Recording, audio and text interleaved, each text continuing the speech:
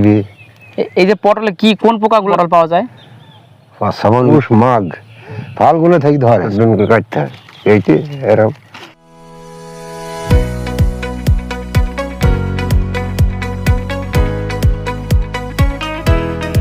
চাচা কেমন আছেন? ভালোই আছে। এনে কি করতেছিলেন এতক্ষণ? এই পটলে বীজ দিছি।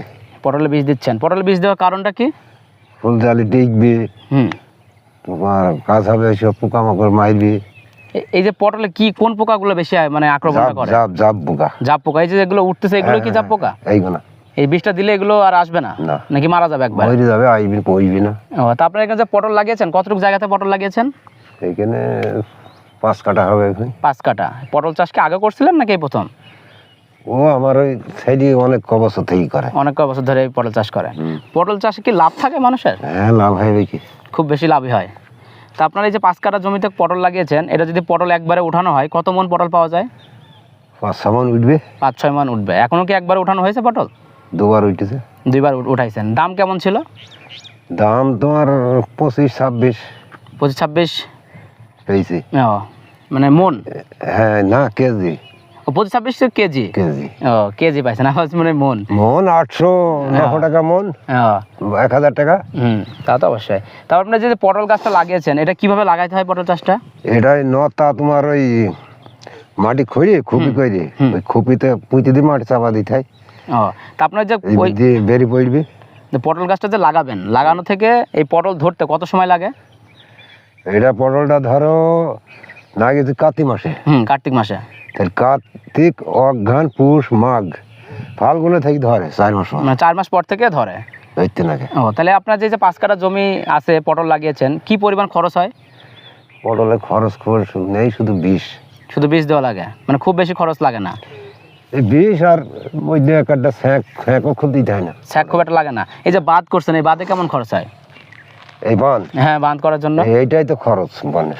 এইটাই মেন খরচ, আর কোনো এটা বাঁশ ধরো খোপা করতে হবে, কিনতে হবে, এইটাই খরচ বেশি। এটা খরচটা বেশি।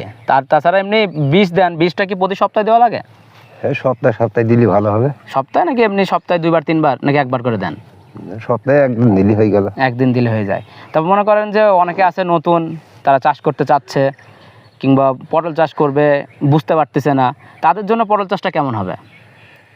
বুঝে নিতে হবে, বুঝে নিয়ে নাগাইতে হবে। একজন যারা জানে হ্যাঁ, তাদের শুধাইতে হবে যে কিভাবে নাগাবো, হ্যাঁ, কিভাবে নতা কোন নতা নাইবে, সেইটা মানে আগে পরামর্শ নিতে হবে, নাহলে ক্ষতি হবে। তা পটল চাষ তো অনেকেই করে, অনেকে দেখি যে পোকামাকড়ে বেশি ক্ষতি করে, তারপরে যে রোদে ক্ষতি হয়, এগুলো কি আপনাদের ক্ষতি হচ্ছে?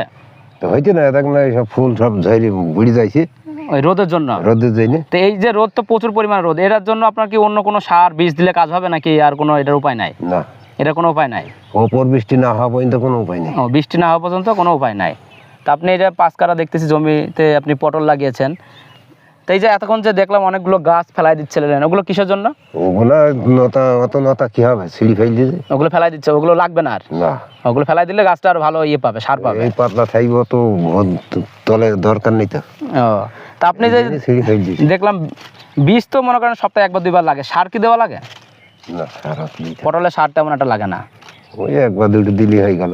ও, আবার হয়তো সময় সাইডে দেখতে হবে, তোমার সুতি সাইজে তখন তৈরি ফের দিতে হবে।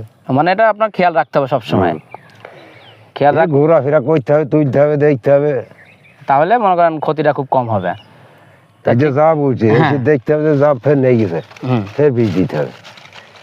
যত বীজ দেবেন তত মানে ভালো হবে এটার জন্য।